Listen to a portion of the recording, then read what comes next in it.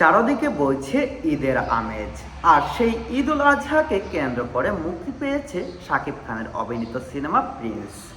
আর সেই প্রিন্স একদিনে কত টাকা আয় করলো শুনলে আপনি অবাক হয়ে যাবেন। আর কতটি শুতে মুক্তি পেয়েছে শাকিব খানের অভিনীত প্রিন্স সিনেমাটি, চলুন বিস্তারিত সবাই এক নজরে দেখে নেই।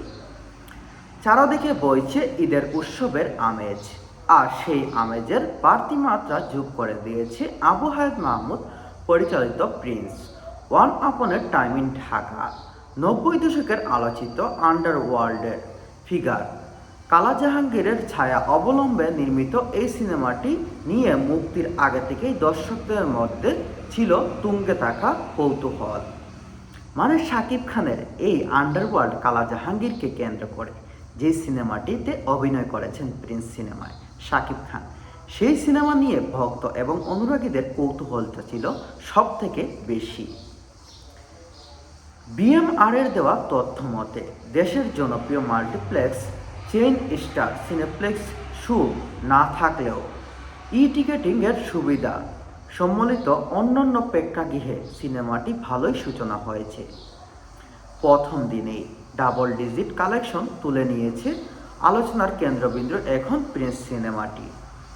মানে প্রথম দিনেই প্রিন্স সিনেমাটি ডাবল টিকিট বিক্রি করে রীতিমতো বাজিমাত করেছে।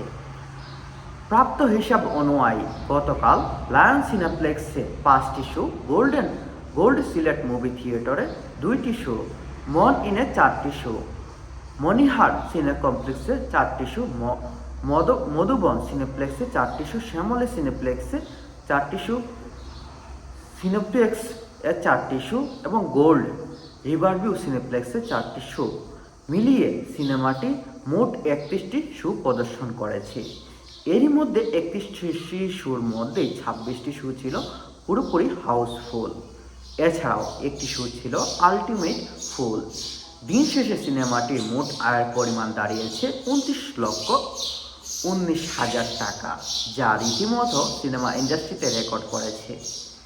শিরিন সুলতানা প্রযোজিত এই সিনেমাটি কেবল মারপিট বা অ্যাকশন নির্ভর নয়, বরং মেজহাব উদ্দিন সুমন চিত্রনাট্যকের তৎকালীন ঢাকা রাজনীতি ও অপরাধ জগতের একটি গভীর অক্ষদান হিসাবে ফুটে উঠেছে। শাকিব খান তার চানা চক ভেঙে জাহাঙ্গীর চরিত্রে অভিনয় করে ক্যারিয়ারের নতুন মোড়